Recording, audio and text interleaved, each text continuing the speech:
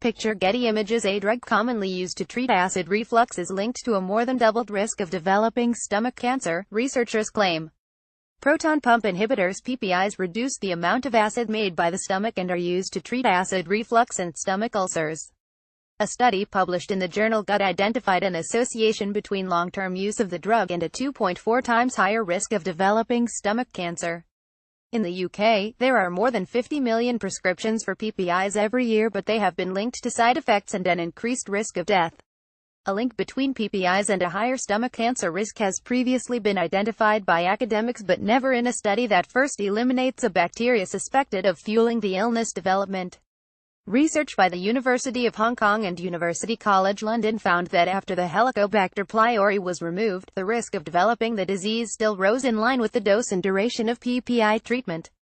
They compared the use of PPI against another drug which limits acid production known as H2 blockers in 63,397 adults. The participants selected had been treated with triple therapy, which combines PPI and antibiotics to kill off the H. pylori bacteria over a week between 2003 and 2012. Scientists then monitored them until they either developed stomach cancer, died, or reached the end of the study at the end of 2015. During this period, 3,271 people took PPIs for an average of almost 3 years, while 21,729 participants took H2 blockers. A total of 153 people developed stomach cancer, none of whom tested for H. pylori but all had long-standing problems with stomach inflammations, the study found.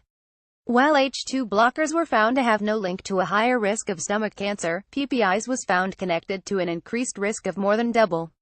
Daily use of PPIs was associated with a risk of developing the illness that was more than 4 times higher, 4.55, than those who used it weekly. Similarly, when the drug was used for more than a year, the risk of developing stomach cancer rose by 5-fold, and as high as 8-fold after 3 or more years, the findings showed. The study concluded no firm cause and effect could be drawn, but doctors should exercise caution when prescribing long-term PPIs, even after successful eradication of H. pylori. Responding to the study, Stephen Evans, professor of pharmacoepidemiology at the London School of Hygiene and Tropical Medicine, said many observational studies have found adverse effects associated with PPIs. The most plausible explanation for the totality of evidence on this is that those who are given PPIs, and especially those who continue on them a long term, tend to be sicker in a variety of ways than those for whom they are not prescribed.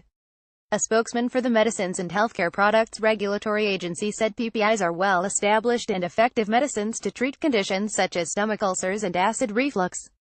PPIs available without prescription are only for short-term use and at low dose. Patient safety is of utmost importance, and we keep all emerging evidence under review. If any new advice is considered necessary, this will be communicated to healthcare professionals and patients. Reuse content. We use cookies to enhance your visit to our site and to bring you advertisements that might interest you. Read our privacy and cookie policies to find out more.